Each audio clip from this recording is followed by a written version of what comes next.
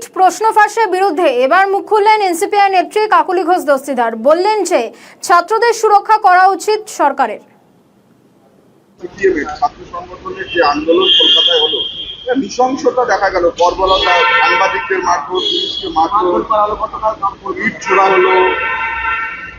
দেখুন, আমি বলবো যে ছাত্ররা সঠিকভাবে পরীক্ষা দেওয়ার অধিকার রাখে এবং তাদের প্রশ্নপত্রটা সুরক্ষিত রাখার দায়িত্ব সবসময় সরকারের। তাদের শিক্ষিত করার দায়িত্বটা তাদের যেরকম অভিভাবকদের, সেরকম শিক্ষক, শিক্ষিকা এবং রাষ্ট্রের। সেখানে কোশ্চেন বেরিয়ে গেলে তারা যে প্রিপারেশনটা করে, পড়াশোনা করে, সময় নষ্ট করে, তাতে ছাত্রদের খুব অসুবিধা হয় এবং দেখেছেন অনেকে আত্মহত্যা করেছে।